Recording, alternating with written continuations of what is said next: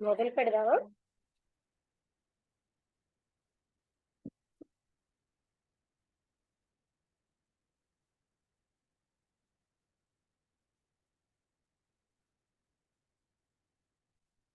వసంతలత మొదలు పెడతావా?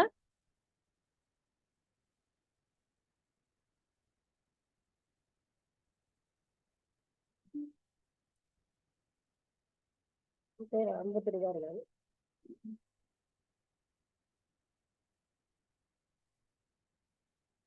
Hello, వినిపిస్తున్నదా? Unmute చేయకుండా మాట్లాడుతున్నాను, అందుకని కనిపించలేదు. ఓం శ్రీ గురు. నో ఇంటర్నెట్ అని వస్తుంది, అందుకని లేట్ అయింది. ఓకే. ఓం శ్రీ గురుభ్యో నమః. 25 జూన్ 2023 ఆదివారం. రమణ మహర్షి గారితో సంభాషణలు అనే గ్రంథంలోని విషయాలని, ప్రశ్నోత్తరాల్ని లక్ష్మి గారు మనకు చదివి వినిపిస్తారు. ఇవాళ 54వ ప్రశ్న. ఇది చిన్నదే అనుకుంటాను, చూస్తాను ఒకసారి. 54, 55, 56, 56వది కొంచెం పెద్దదే. చూద్దాం.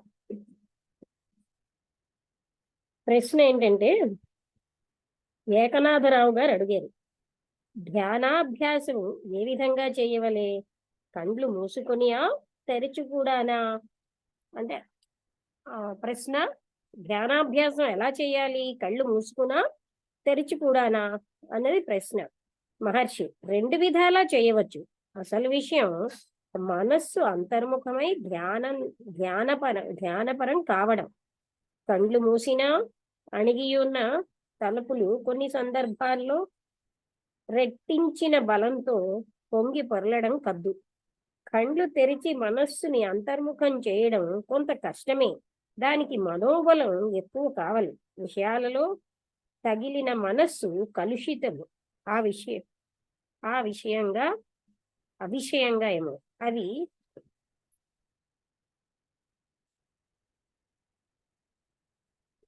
నిర్మలమే. వెలి విషయాల ప్రభావం అవిషయంగా అది నిర్మలమే. వెలి విషయాల ప్రభావం పడకుండా, వెలి అంటే బాహ్య విషయాలు, అన్యచింతలు మాని తత్ఫలంగా మనస్సును నిలపడమే ధ్యానంలో ప్రధానాంశము. తర్వాత 50 మనకి ఎన్నో ప్రశ్న అయింది ఇప్పుడు. 55 ఇప్పుడు. పృచ్ఛకుడు, స్ఫురణ అంటే ఏమి?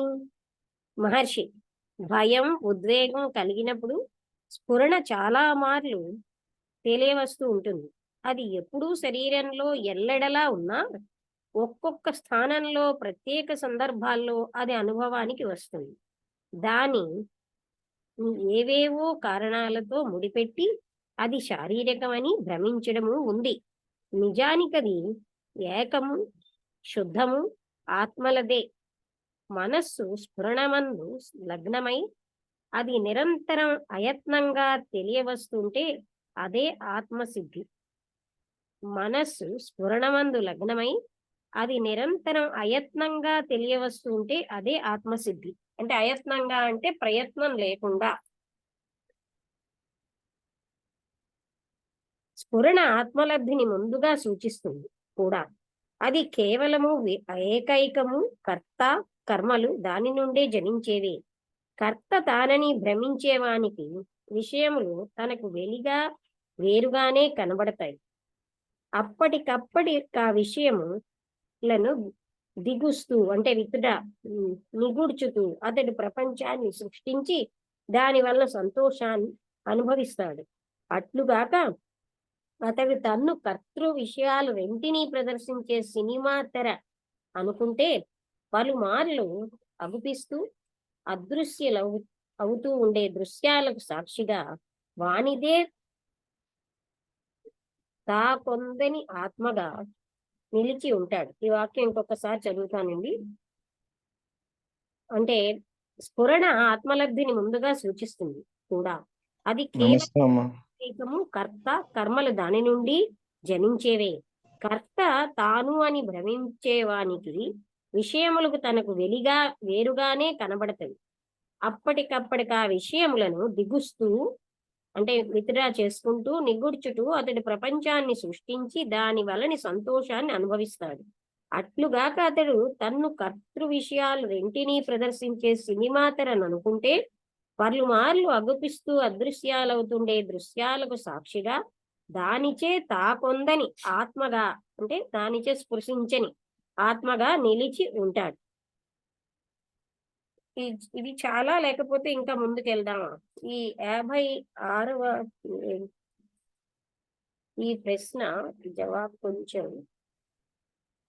పెద్దది, అందుకని అదొక్కటి ఒకరోజు చదివితే చాలా పెద్దదిలా ఉంది.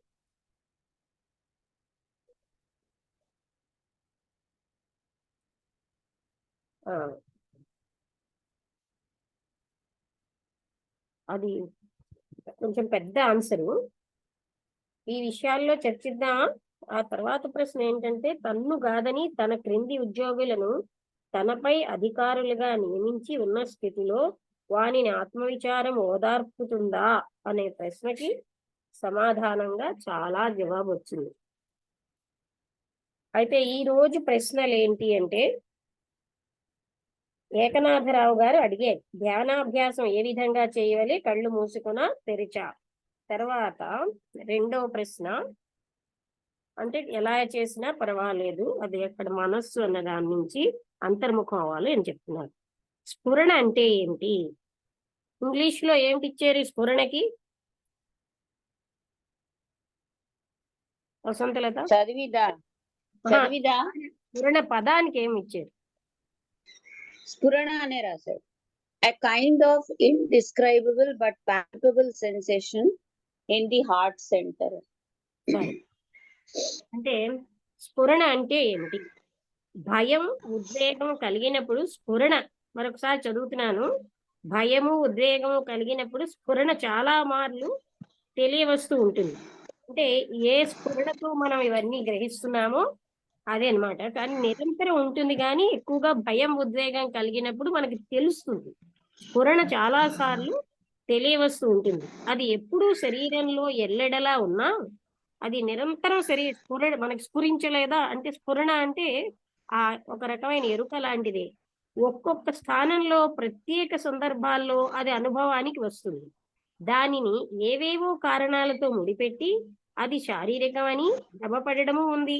నిజానికది ఏకము శుద్ధము ఆత్మ అదే. అంటే ఇప్పుడు స్వామీజీ అనేవారు, నువ్వు కళ్ళు చూస్తున్నాయి, దేంతో చూస్తున్నాయి? దేనితో అంటే కళ్ళు ఎలా చూస్తున్నాయి అనడానికి అలా, అంటే దేని వల్ల చూస్తున్నాయి, అలాగే ఇంద్రియ ఏదైనా దేని వల్ల నువ్వు తెలుసుకుంటున్నావు, అది అయ్యింది అని చెప్పేవారు. ఒక్కొక్క స్థానంలో ప్రత్యేక సందర్భాల్లో అది అనుభవానికి వస్తుంది. దానిని ఏవేవో కారణాలతో ముడిపెట్టి అది శారీరకమని భ్రమించడము ఉంది. నిజానికి అది ఏకము శుద్ధము ఆత్మ అదే.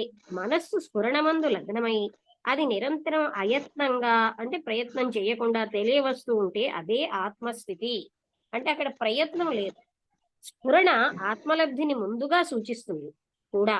అది కేవలము ఏకైకము కర్త కర్మలు దాని నుండి జనించేవే. కర్త తానని భ్రమించేవానికి విషయములు తనకి వేరుగానే కనబడతాయి. అప్పటికప్పటికి ఆ విషయములను దిగుస్తూ అంటే నిగుడ్చుతూ అతడు ప్రపంచాన్ని సృష్టించి దాని వలన సంతోషాన్ని అనుభవిస్తాడు. అలా కాక అతడు తన్ను కర్తృ విషయాలు రెంటినీ ప్రదర్శించే సినిమా తెర అని అనుకుంటే పలుమార్లు అగుపిస్తూ అదృశ్యాలవుతుండే దృశ్యాలకు సాక్షిగా దానిచే తాకొందని స్పృశించని ఆత్మగా నిలిచి ఉంటాడు.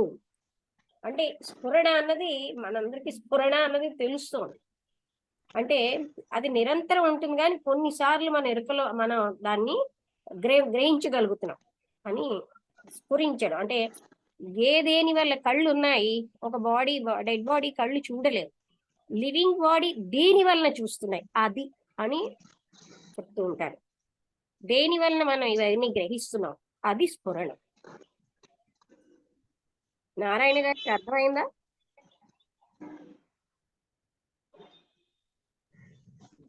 నమస్తే అమ్మా. స్టార్టింగ్ ఏంటమ్మా అసలు?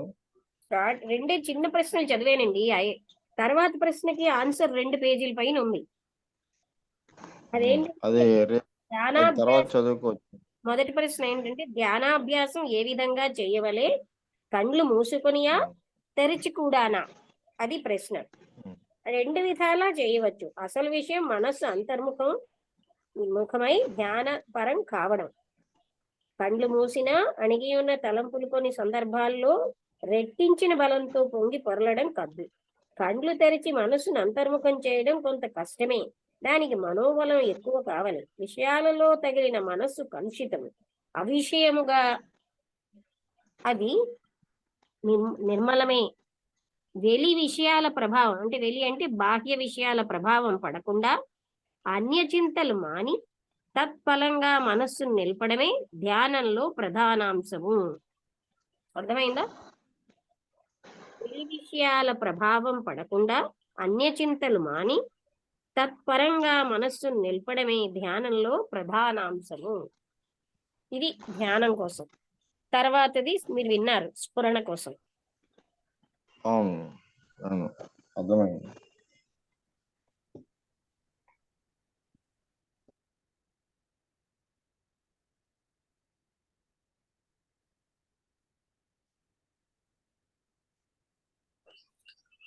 చెప్తారా?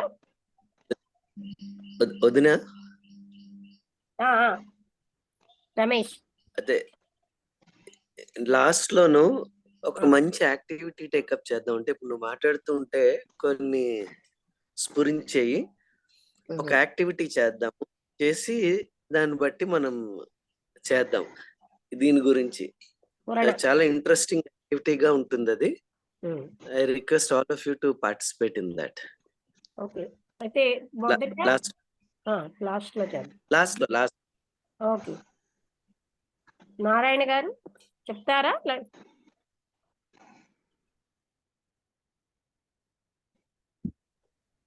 నమస్తే అమ్మా. నమస్తే.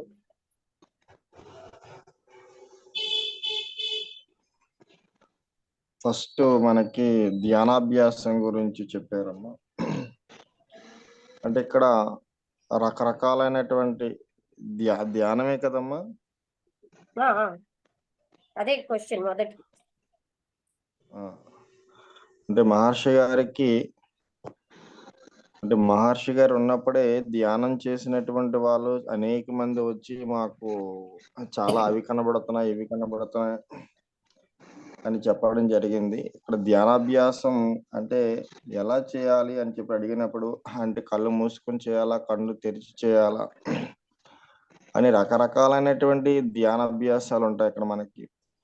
ఇక్కడ మనకి ఇంకా కొన్ని ధ్యానం సెంటర్ వాళ్ళు ఏం చెప్తారంటే మనకి ధ్యానమే అల్టిమేట్ అనగా మాట్లాడతారు. అంటే మనకి యోగా సిస్టంలో అంటే త్రిపుర రాష్ట్రంలో అక్కడ మనకి ఏంటంటే ఎన్ని సంవత్సరాలు మనం ధ్యానం చేసినా మళ్ళీ మామూలుగా మనసు పనిచేస్తూనే ఉంటది. కాబట్టి అక్కడ మహర్షి ఏంటి చెప్తున్నారంటే అక్కడ మనకి ఆ ధ్యానం మనకి అన్ని చింతనలు ఏంటవుతాయంటే మనకి అనేక రకమైనటువంటి ఆ నిరంతరం ఆలోచనలు వస్తూనే ఉంటాయి. మనసు చేసే ఆ మనసు అలాగే ఏం చేస్తుందంటే ఆ కర్తను ఆడించేస్తుంటుంది మనకి. కాబట్టి అన్ని చింతలు అవన్నీ కూడా మనకి ఏంటంటే ఆ మనసు మనం ఏ ధ్యానం చేసినా ఆ మనసు పనిచేస్తుంటుంది. అందుకే మనకి కృష్ణమూర్తి గారు మనకి ధ్యానంలో అబ్జర్వర్ ఈజ్ అబ్జర్వర్డ్ అంటాడు మనకి. అంటే ధ్యానం అనేది మనకి చేసేది కాదు, చేయబడేదని. అదేంటంటే నిరంతరం అది మనకి అదేంటి ఏదో కళ్ళు మూసుకుని గంట లేకపోతే అరగంట లేకపోతే ఓ పావు గంట కూర్చోవడం కాదు. అదంటే నిరంతర ప్రక్రియ అది మనకి. అది దానికి అన్ని చింతలు మాని ఏం చేయమంటారంటే నిరంతరం అంటే ఆ ఆలోచనలు అరికట్టడమే ధ్యానంగా ఇక్కడ మహర్షి చెప్పడం జరిగిందమ్మా. ఆ తర్వాత మనకి స్ఫురణ.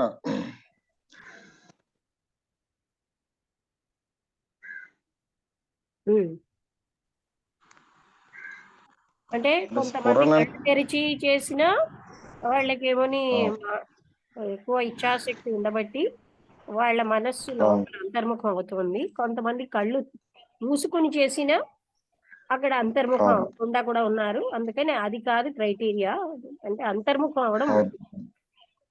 అవును. అదేంటేను అంతర్ముఖ అవ్వడం ముఖ్యం. అది కళ్ళు తెరిచి చేసామో, కళ్ళు మూసి చేసామో. ఎందుకంటే వాళ్ళ మానసిక స్థాయిని అంటే మామూలుగా ఇనీషియల్‌లో స్టార్టింగ్‌లో ఎందుకంటే ఇంద్రియాలనేది బాలా బలవంతమైనవి కాబట్టి కళ్ళు తెరిస్తే ఇంకేంటి అన్నిటి విషయాల మీదకి వెళ్ళిపోతుంటుంది కాబట్టి, స్టార్టింగ్‌లో ఇనీషియల్‌లో వాళ్ళ యొక్క మానసిక స్థాయిని బట్టి అవును. కళ్ళు తెరిచినా, కళ్ళు మూసినా అది వాళ్ళ యొక్క మానసిక స్థాయిని బట్టి అది ఉంటదమ్మా. కానీ అదే ఆ మహర్షి చెప్పినటువంటిది అవును. వీటి అంటే కళ్ళు తెరిసినా కళ్ళు మూయటం అనేది ఇక్కడ ప్రధానం కాదు. అన్ని సింతలు బాగా ఉడికినప్పుడు మాత్రమే అది ఇదని చెప్పడం జరిగింది. తర్వాత స్ఫురణ గురించి వచ్చిందమ్మా. ఈ స్ఫురణ అనేది ఎప్పుడు ఉంటుందని ఎందుకంటే అవును చూడండి నాకు ఏంటి ఐడియా స్ఫురించలేదని చెప్పి చాలా సందర్భాల్లో అంటుంటాం మనం. అక్కడ మహర్షి ఒక మంచి ఇది ఇచ్చారమ్మా. ఎందుకంటే మనస్సు స్ఫురణ యందు లయమైనప్పుడు మనకి అది ఆత్మ అని చెప్పడం జరిగిందమ్మా. అసలు యాక్చువల్‌గా మనల్ని మన ఆత్మని మనకు పొందకుండా చేసినటువంటిది ఏంటంటే మన మనస్సే. ఈ మనస్సు ఏం చేస్తుందంటే మనం ఏదైతే ఈ విశ్వ చైతన్యం అయితే ఉందో ఈ విశ్వ చైతన్యానికి అడ్డంగా మనకి ఆపేస్తూ ఉంటుంది మనకి. సూర్యుడిని మేఘాలు కమ్మేసినట్టు. కాబట్టి మనకి ఈ మనస్సు ఎప్పుడైతే స్ఫురణ యందు లయమైందో అప్పుడే మనకి అది ఆత్మగా ప్రకాశిస్తుందని చెప్పడం జరిగిందమ్మా. సో ఇవన్నీ ఏంటంటే మనకి అది అనుభవంలోకి వస్తే గాని ఇది మామూలుగా మనం మాట్లాడుకుంటే తెలియదు. ఆ తర్వాత నెక్స్ట్ ఇంకోటేంటంటే మనకి ఇది ఏంటంటే ఒక తెర. ఎందుకంటే మనకి చూడండి సినిమాలో మనకి అనేకమైనటువంటి రకరకాలైనటువంటి పిక్చర్స్ మనం తెర మీద ప్రదర్శింపబడుతుంటాయి. కానీ ఏంటంటే ఏ దానికి కూడా ఆ తెరకు సంబంధం లేదు. అలా ఉంటుంది అంతే. అలాగే జ్ఞాని అనేటువంటి వాళ్ళు ఏంటంటే ప్రపంచంలో మనలాగే ఉంటారు, మనలాగే తింటారు, అన్నీ మనలాగే చేస్తారు. కానీ దేంతో కర్తృత్వ భావన అనేది వాళ్ళకుండదనమాట. మనం ఏం చేస్తామంటే ప్రతి దాని కర్తృత్వ భావంతోనే మనం చూడటం వల్ల ఏంటవుతుందంటే ప్రతి దాన్ని లేనిపోయిందని మనం తగిలించుకుంటాం. జ్ఞానికి, అజ్ఞానికి ఉన్నటువంటి మెయిన్ డిఫరెన్స్ ఇదేనమ్మా. ఏం చేస్తామంటే ప్రతి దాన్ని మన ప్రతి దాంతో సంగత్వం ఏర్పడిపోతుంది. ప్రతి దాంతో సంగత్వం ఏర్పడిపోతుంటుంది. ఆ తెర మీద అనేక రకరకాలైనటువంటి విన్యాసాలు జరుగుతాయి. ఇన్ని జరిగినా సరే ఆ తెరకి ఏమీ సంబంధం లేదు. అలాగే ఇక్కడ కర్తృత్వ భావన అనేది లేకపోతే మనకి ఇది ఈ ప్రపంచంలో ఉన్నా, మన అడవుల్లో ఉన్నా, సమాజంలో ఉన్నా, ఎలా ఉన్నా సరే మనకి ఇబ్బంది లేదని ఇక్కడ మహర్షి చెప్పడం జరిగిందన్నమాట. అంటే మనకి మనం అంటే జ్ఞాన స్పర్శ కోణంలో ఒక్కసారి ఆ జ్ఞానం వచ్చినప్పుడు మనం ఏంటవుతున్నామంటే మనం అడవులకు పారిపోయే అవసరం లేదు. అంటే సమాజంలో ఉండి కూడా మనం ఈ కర్తృత్వ భావన అనేది దీన్ని మనం కర్తృత్వ భావన అనేది మనకి లేకపోతే మనం ఎక్కడున్నా ఒకటే అని చెప్పడం జరిగిందమ్మా. అప్పుడు మనం ఆ జ్ఞానం అనేది పొందినప్పుడు ఆటోమేటిక్‌గా జరుగుతుందని చెప్పడం జరిగిందమ్మా. దానికి ఈ తెర ఒక మంచి ఉదాహరణ అన్నమాట. దీని ఇన్ని రకాల విన్యాసాలు జరగడానికి ఏమి సంబంధం లేనట్టే జ్ఞాని అయినటువంటి వాళ్ళకి ఈ ప్రపంచంలో ఎక్కడున్న అడవులలో ఉన్నా, లేకపోతే సమాజంలో ఉన్నా, ఎలా ఉన్నా సరే వాళ్ళు ఎప్పుడు కూడా ఆత్మస్థితిలో ఉంటారనేటువంటిదే దానికి గొప్ప ఎగ్జాంపుల్ అన్నమాట. కాబట్టి మనం అంటే ఇలాంటి సత్సంగాల నుంచి మనం ఏం తెలుసుకోవాలంటే కర్తృత్వం అనేటువంటిది పెంచుకోకుండా, అలాగే సంగత్వాలు అనేటువంటిది పెంచుకోకుండా ఎందుకంటే మనకి జ్ఞానం మనకి ఆది శంకరాచార్యులు మనకి మనకి వేదాంత డిండిమ అనేటువంటి ఒక చెప్తారమ్మా. ఈ ప్రపంచం అంతా ద్వంద్వంలో ఉంటుంది. జ్ఞానం, అజ్ఞానం. అంటే జ్ఞానం ఏం చేస్తుందంటే మనకి సంగత్వం నుంచి విడివడి మోక్షాన్ని ఇస్తే, అజ్ఞానం ఏం చేస్తుందంటే సంగత్వాన్ని కలుగజేస్తుంది.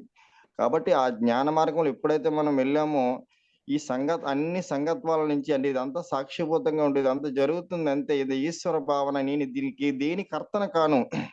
నేను కేవలం నిమిత్త మాత్రమే అన్నటువంటి విషయం అంటే నేనేమి కాదన్నటువంటి విషయం బాగా అర్థమవుతుందమ్మా. లేకపోతే అన్ని నేనే చేస్తున్నానన్నటువంటి స్ఫురణ వచ్చేస్తుంది. అలా కాకుండా నేనేమి కాదన్నటువంటి విషయం మనకు బాగా ఇప్పుడైతే ఈ తెర ఎగ్జాంపుల్ మంచి ఎగ్జాంపుల్ అమ్మా.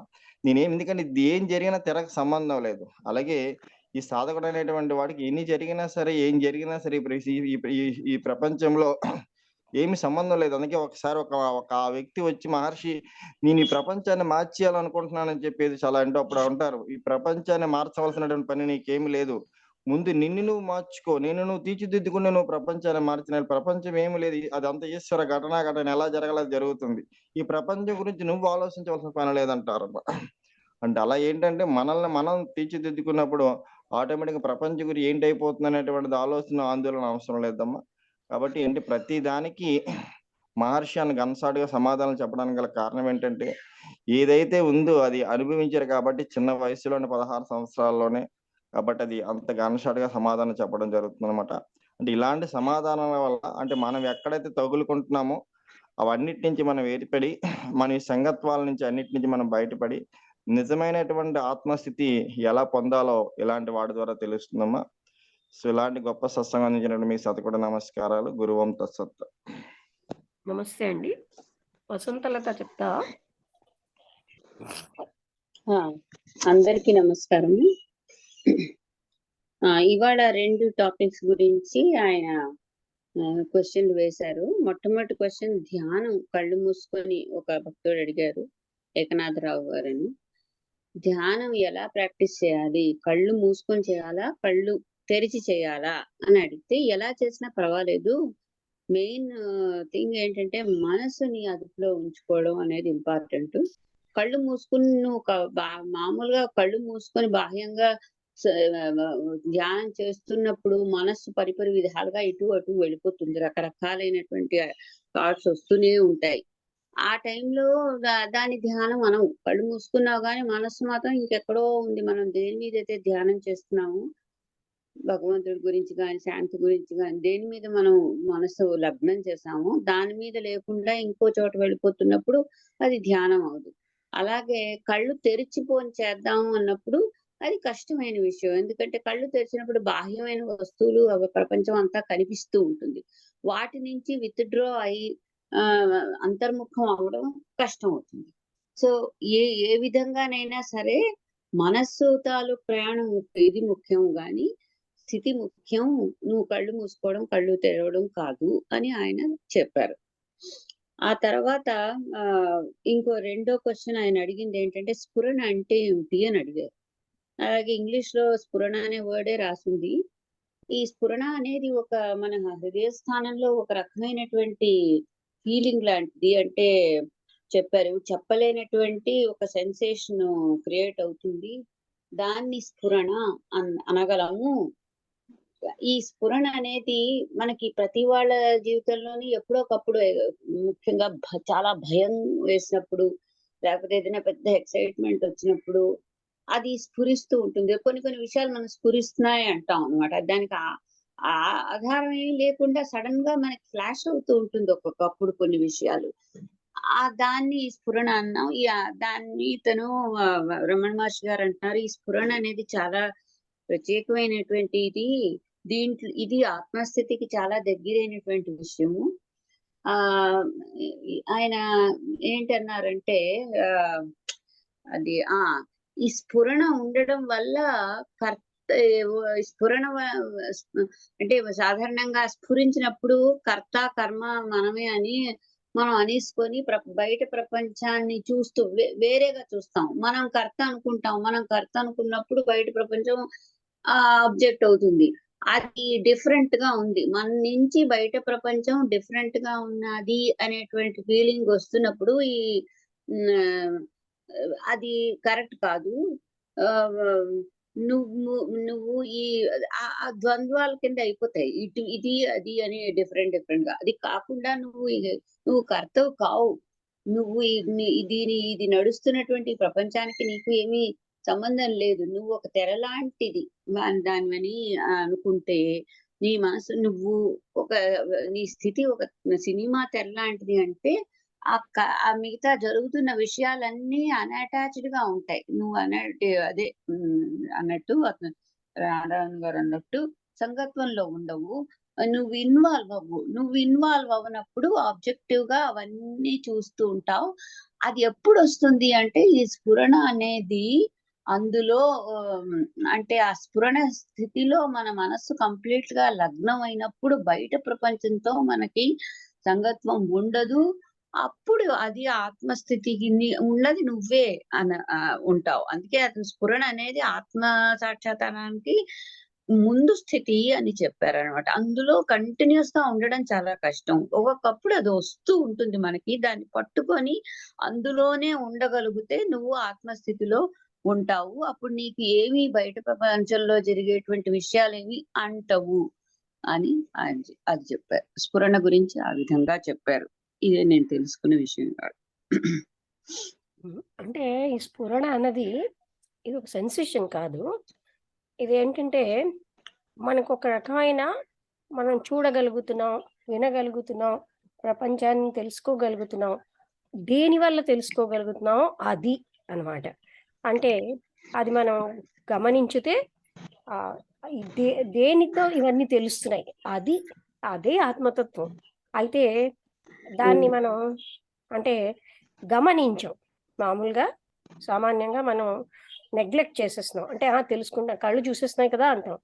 కళ్ళు దేంతో అంటే మళ్ళీ కళ్ళుతో అలా అని కాదు. అది అంటే దాని వల్లే అదే ఆత్మతత్వం అయి ఉంది అని. అది అందుకే అక్కడ ఇంగ్లీష్లో కూడా స్ఫురణ అనే వాడారు.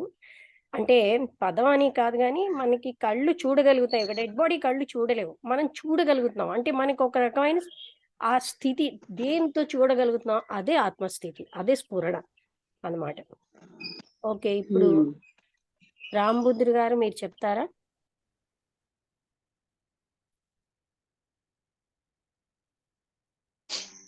నమస్తే మేడం.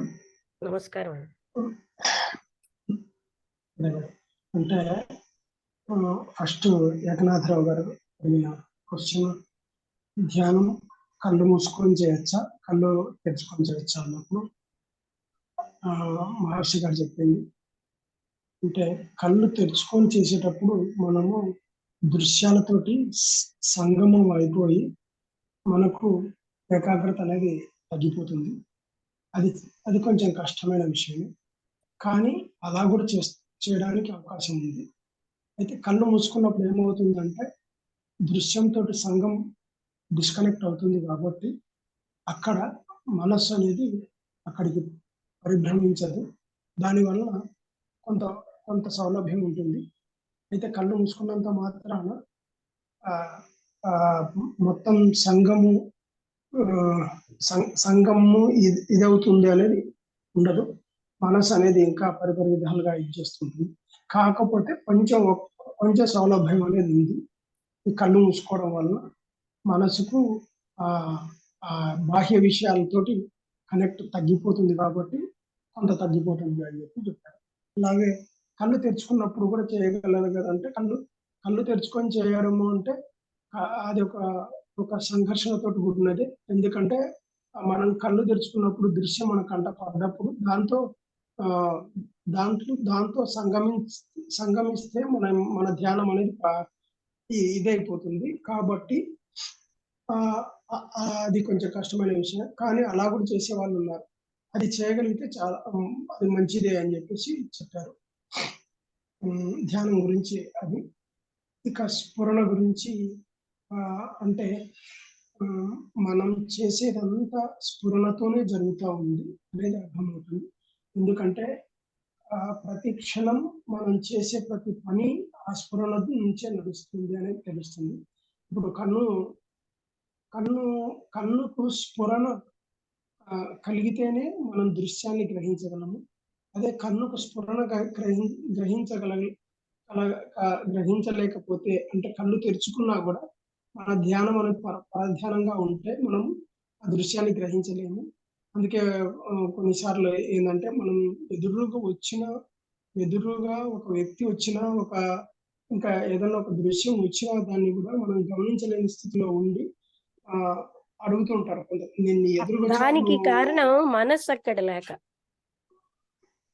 ఎదురుగుండా ఒక వ్యక్తి వచ్చాడు, మనం గమనించలేదంటే అర్థం మనస్సు అక్కడ లేదు. కనెక్ట్ చేసే మనస్సు ఇంకొక దాంట్లో ఉంది. అక్కడ ఇంకో దాంట్లో ఉంది. అంటే ఇప్పుడు మనస్సుకు ఈ స్ఫురణకు సంబంధం లేదా మేడం? అంటే ఈ స్ఫురణ ఏంటంటే మనం అన్ని గ్రహించగలుగుతున్నాం. దేని వలన అంటే కన్ను చూడగలుగుతాం, ఈవెన్ మనస్సు పనిచేస్తుంది ఆ స్ఫురణ వల్లే. అంటే ఇప్పుడు మనసు గ్రహించలేదు, మనం మామూలుగా నాకు స్ఫురించింది, నాకు ఆన్సర్ ఇప్పుడు స్ఫురించింది, అది వేరు, ఆ స్ఫురణ వేరు. అంటే స్ఫురణ వేరు, మనసు స్ఫురణ మనసు కూడా స్ఫురణతోటే ఉంది. పనిచేస్తుంది. మనసు ఒక పనిచేయడం రకంగా కూడా స్ఫురణ స్ఫురణ తోటే ఆత్మతత్వం పనిచేస్తుంది. అని చెప్తున్నారు కదా. అంటే అది అవును మేడం, అన్ని దాని వల్లే ఆత్మతత్వం అని పనిచేస్తుంది. చెప్తున్నారు. ఆత్మతత్వం అనే చెప్తున్నారు. మరి కొంచెం అంటే మనం మనస్సు స్ఫురణకు భ్రమించడానికి అవకాశం ఉందంటారా?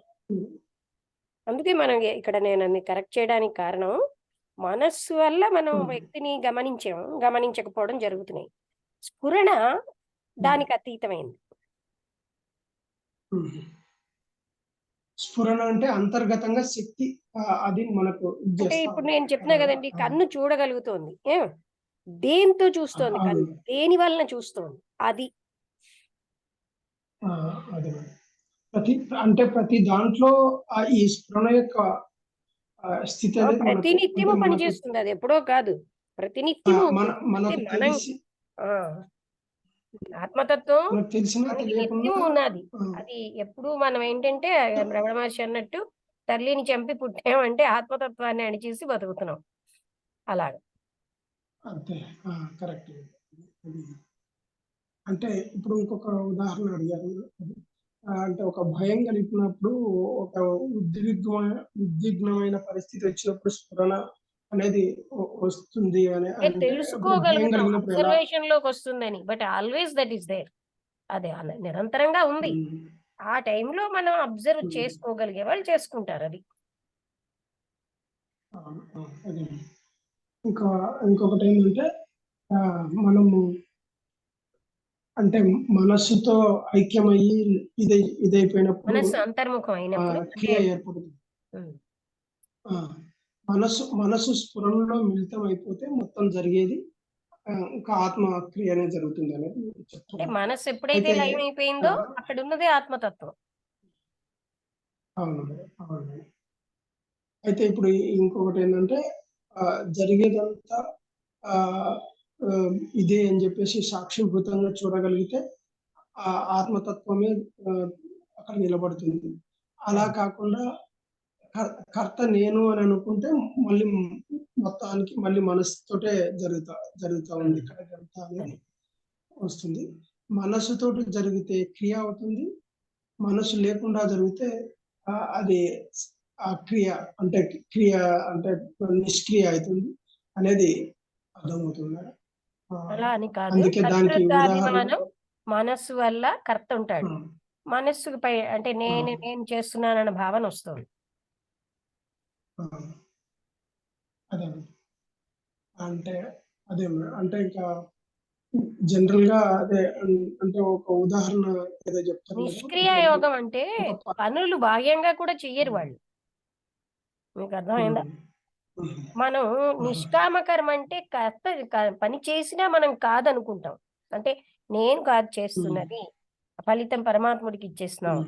అది అర్థమైందా? నిష్క్రియ యోగానికి నిష్కామ కర్మకి అది తేడా. వాళ్ళు ఏ పని చెయ్యరు బాహ్యంగా కూడా. అది అంటే బాహ్యంగా పని చెయ్యకపోయినా అందులో క్రియ ఉన్నదంటున్నారు కదా ఆయన నిన్న చెప్పారు.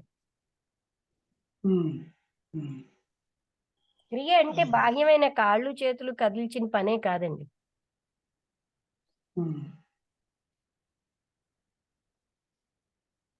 అదే అంటే ఇక్కడ స్ఫురణ గురించి ఈరోజు తెలుసుకోవడం జరిగింది. అంటే మనకి స్ఫురణ ఉంటుంది కానండి, అందువల్లే మనం అన్ని పనులు అన్ని రకాలు గ్రహించగలుగుతున్నాం. కానీ ఇది స్ఫురణ వల్ల అని మనకి తెలియటం లేదు, అంతే తేడా. ప్రతి క్షణం ప్రతి విషయంలో మనకు స్ఫురణ ఆత్మనే పనిచేస్తుంది అనేది తెలుస్తుంది. కానీ దాన్ని గ్రహించడానికి మనం సిద్ధంగా లేవు. అది అనేది ఎవరైనా చెప్తారా? భార్గవి గారు చెప్పండి. బ్రహ్మబుద్రి గారు ఇంకా ఏమైనా చెప్తారా? ఇంకా అంతే మేడం. అదే అంటే ఇప్పుడు